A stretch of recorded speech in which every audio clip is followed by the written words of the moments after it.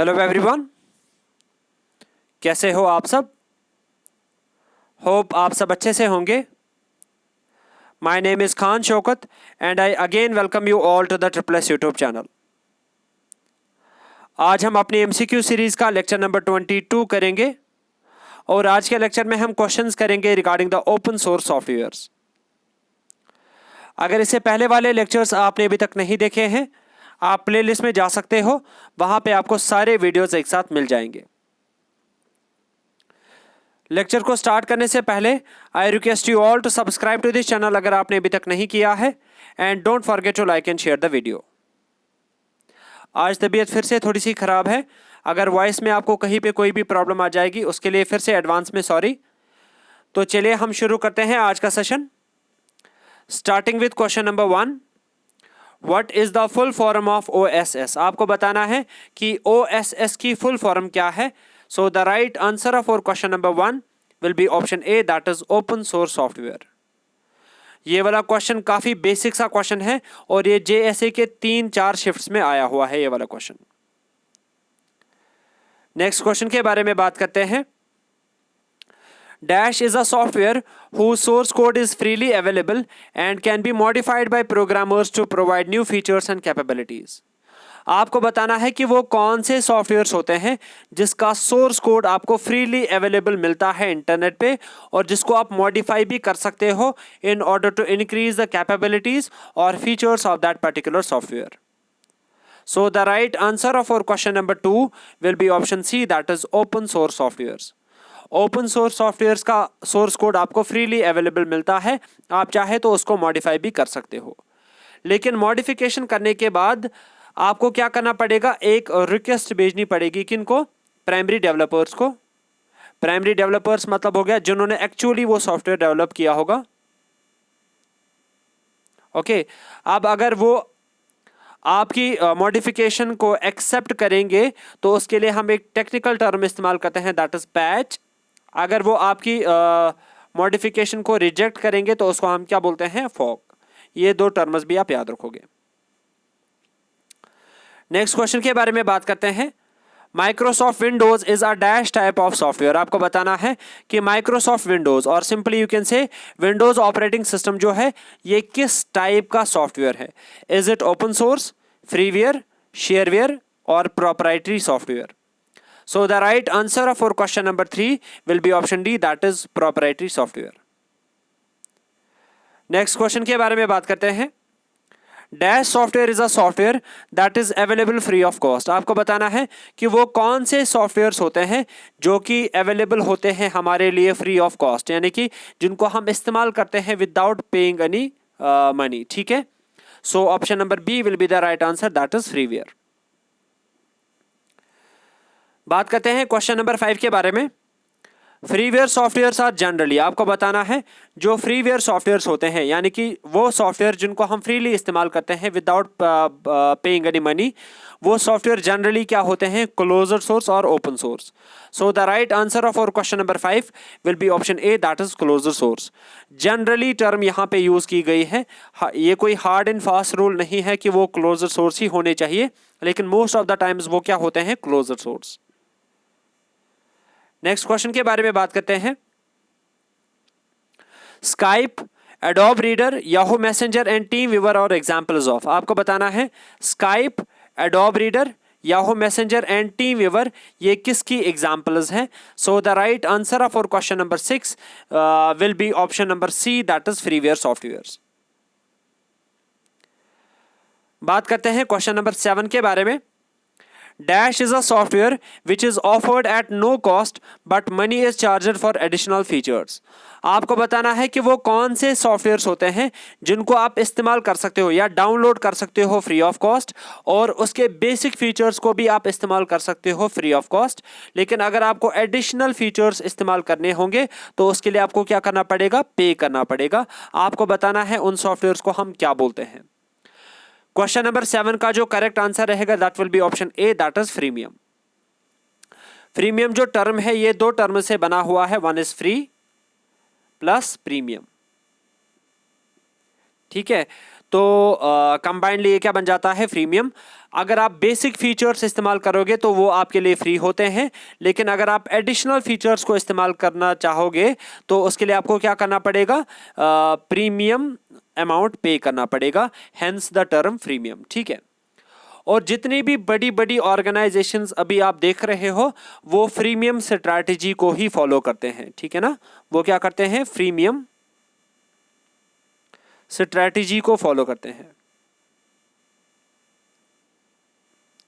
ठीक है, premium strategy like कौन कौन सी कंपनी, अगर आप देखोगे ना, गूगल क्या है, गूगल भी प्रीमियम स्ट्रैटेजी को फॉलो करता है, यूट्यूब भी करंटली प्रीमियम स्ट्रैटेजी को फॉलो करता है।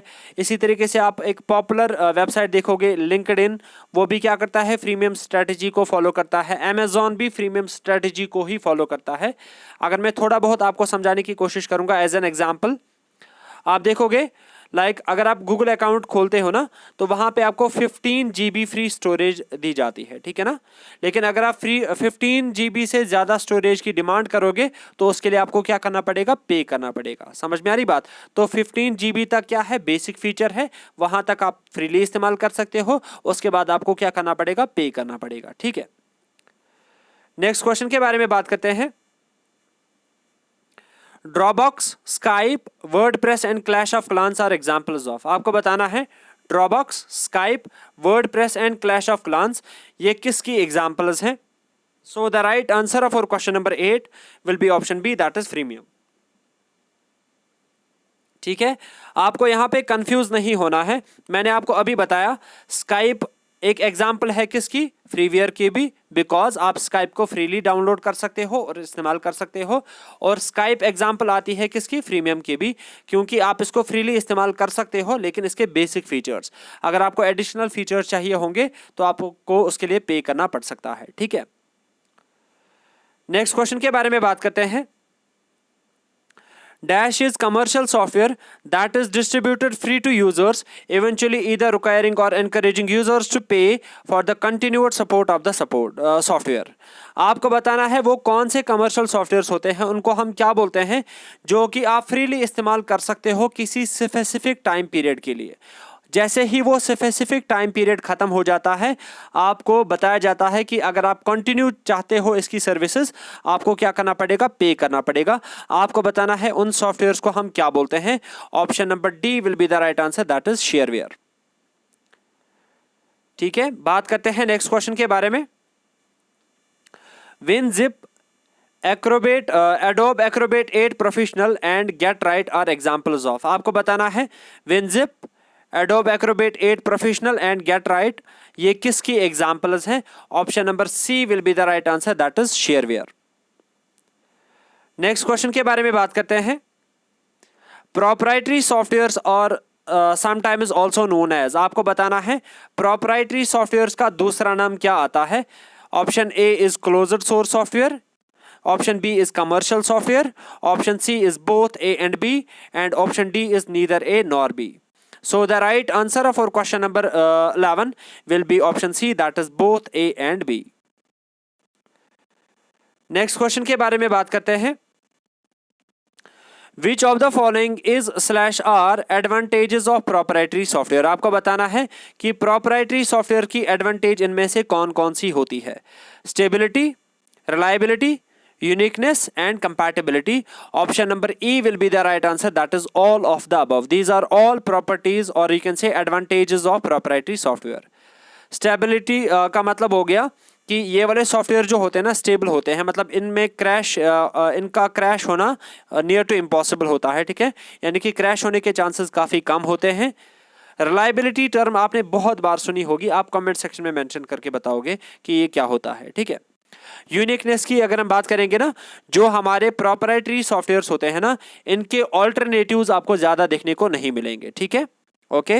नेक्स्ट की बात अगर हम करेंगे कंपैटिबिलिटी, कंपैटिबिलिटी का मतलब हो गया अगर आप कोई भी ऑपरेटिंग सिस्टम इस्तेमाल कर रहे होते हो या अगर आप कोई भी आर्किटेक्चर इस्तेमाल कर रहे होते हो, ये प्रोप्राइटरी सॉफ्टवेयर हर एक ऑपरेटिंग सिस्टम पे या हर एक आर्किटेक्चर पे चलते हैं जनरली। ठीक है ना, इसीलिए इसका करेक्ट आंसर रहेगा option E, that is all of the above.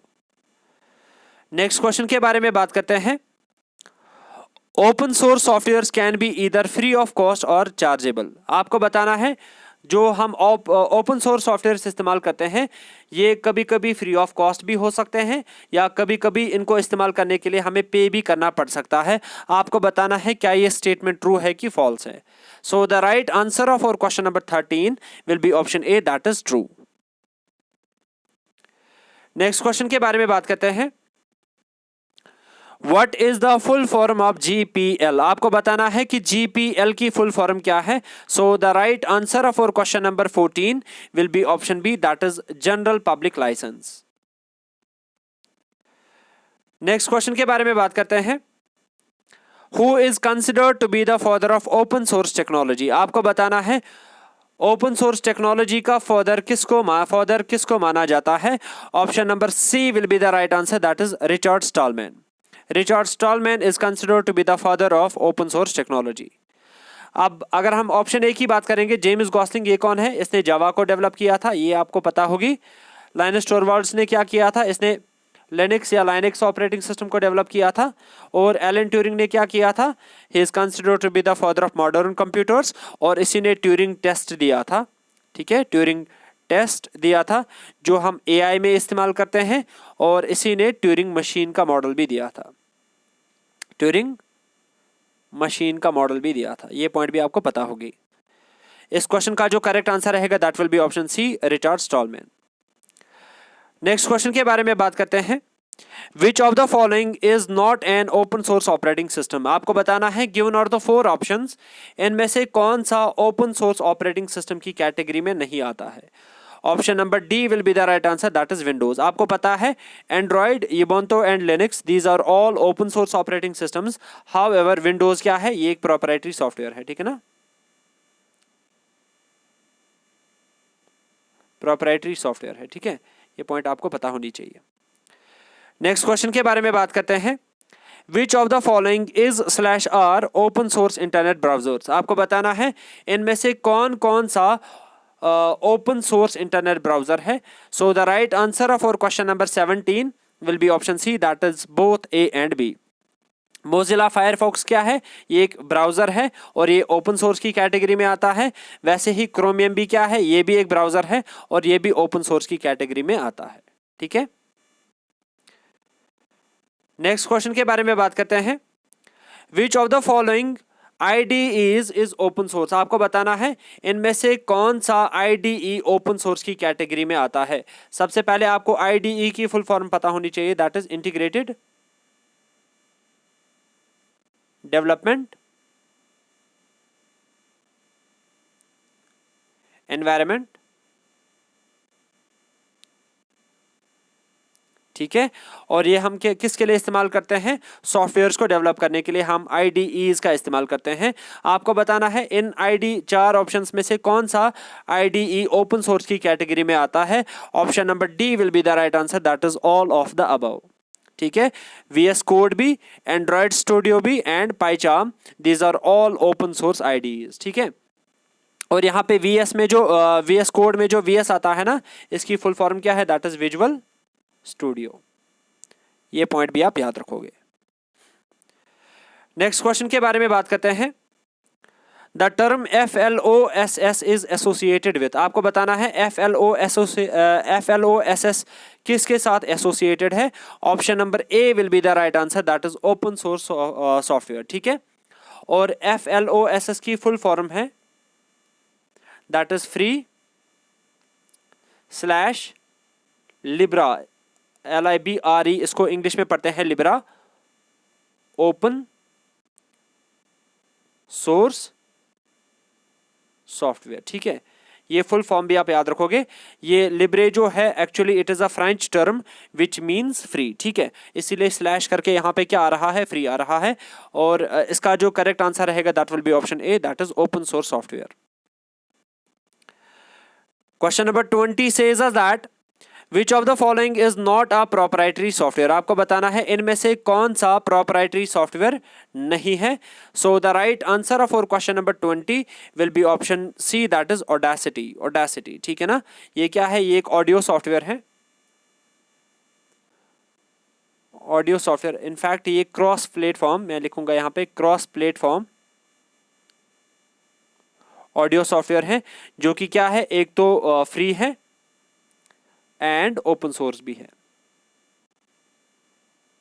ठीक है, ये एक प्रोप्राइटरी सॉफ्टवेयर नहीं है। बात करते हैं क्वेश्चन नंबर 21 के बारे में। ये जनरल सॉफ्टवेयर के रिलेटेड क्वेश्चन है। Which software is used to clean and optimize Windows registry by deleting the old registry key that are no longer in use? आपको बताना है कि हम किस सॉफ्टवेयर का इस्तेमाल करते हैं in order to clean and optimise Windows registry. Windows registry को क्लीन करने के लिए या ऑप्टिमाइज करने के लिए हम किस सॉफ्टवेयर का इस्तेमाल कर लेते हैं। ठीक है ना, हम सिंपली क्या करते हैं, ओल्ड रजिस्ट्री कीज को डिलीट कर लेते हैं अगर हमें उनको फर्दर इस्तेमाल नहीं करना होगा। उसके लिए हम किस सॉफ्टवेयर का इस्तेमाल करते हैं? Option number B will be the right answer, that is registry cleaner. Okay, और ये किस कैटेगरी में फॉल करता है? ये एक सिस्टम सॉफ्टवेयर है। ठीक है, सिस्टम सॉफ्टवेयर है ये। मुझे आपको प्रीवियस क्लास में ही बताना चाहिए था ये वाला क्वेश्चन, बट वहाँ पे स्किप हो चुका था, इसीलिए मैं इसको आज कवर कर रहा हूँ। ठीक है, और ये वाला क्वेश्चन JSA के एक शिफ्ट में पूछा गया था। बात करते हैं क्वेश्चन नंबर 22 के बारे में। Dash links several object modules and libraries to a single executable program। आपको बताना इनमें से किस सॉफ्टवेयर का हम इस्तेमाल करते हैं लिंक करने के लिए सेवरल ऑब्जेक्ट मॉड्यूल्स या लाइब्रेरीज को। ठीक है ना, into a single executable program, क्योंकि यहाँ पे वर्ड ही लिंक आ रहा है। Option number D will be the right answer, that is linker. और ये वाला क्वेश्चन भी JSA के एक शिफ्ट में पूछा गया था। अब मैं आपको यहाँ पे लिंकर की प्रॉपर वर्किंग समझाता, लोडर की प्रॉपर वर्किंग समझाता, लेकिन वो काफ़ी कॉम्प्लिकेटेड हो जाएगा आपके लिए, इसीलिए आप इसको फिलहाल के लिए छोड़ दो। ऐसे ही याद रखने की कोशिश करो। ठीक है, बिकॉज लिंकर लोडर ये जो है ना, हम एक सब्जेक्ट पढ़ते हैं कंप्यूटर साइंस में जिसको हम बोलते हैं सिस्टम प्रोग्रामिंग, वहाँ पे इसको डिटेल में पढ़ाया जाता है। ठीक है, लेकिन वो ज़्यादा टेक्निकल हो जाएगा, इसीलिए लेट्स स्किप इट और आप इसको डायरेक्टली याद रखने की कोशिश करो। Question number 23 says that OSI stands for. आपको बताना है OSI की फुल फॉर्म क्या है। अब आप यहाँ पे कंफ्यूज हो जाओगे, क्योंकि नेटवर्किंग में भी हम एक OSI मॉडल का इस्तेमाल करते हैं। वहाँ पे नेटवर्किंग की टर्म्स में अगर हम देखेंगे, इसकी फुल फॉर्म आती है ओपन सिस्टम इंटरकनेक्शन।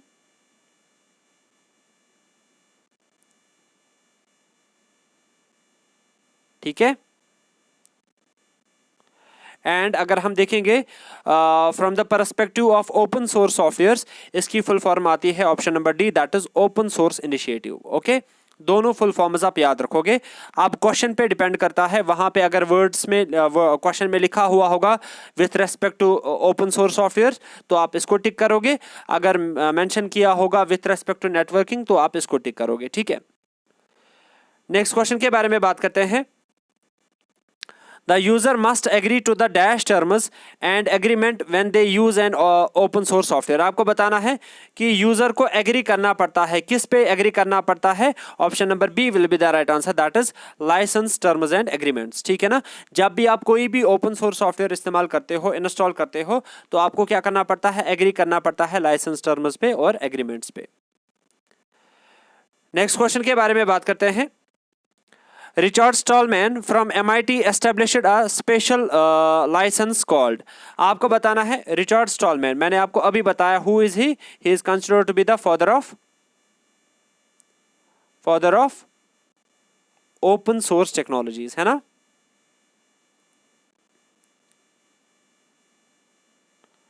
ये मैंने आपको अभी अभी बताया।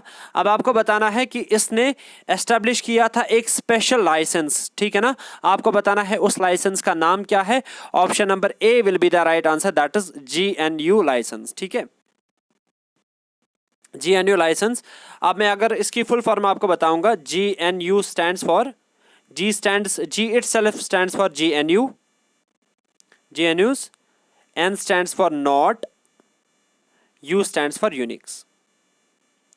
ओके, और अगर हम जनरली GNU की बात करेंगे ना, अगर हम एक जनरल GNU की बात करेंगे, GNU क्या है? ये एक यूनिक्स लाइक ऑपरेटिंग सिस्टम है, यूनिक्स लाइक ऑपरेटिंग सिस्टम है। ठीक है, ये पॉइंट भी आप याद रखोगे। नेक्स्ट क्वेश्चन के बारे में बात करते हैं। ये आज के सेशन का लास्ट क्वेश्चन होगा। In 1969, AT&T Laboratories developed Dash, which supported and worked on different hardware platforms. आपको बताना है 1969 में AT&T लैब में क्या डेवलप किया गया था. Option number C will be the right answer, that is Unix. ठीक है ना, जो कि हर एक हार्डवेयर प्लेटफॉर्म पे चलता था. यूनिक्स क्या है? एक open source free and open source operating system है. और इसको डेवलप किसने किया था? मैंने आपको एक क्लास में ऑलरेडी बताया हुआ है, डेनिस रिच्ची एंड जेम्स गॉसलिंग ने,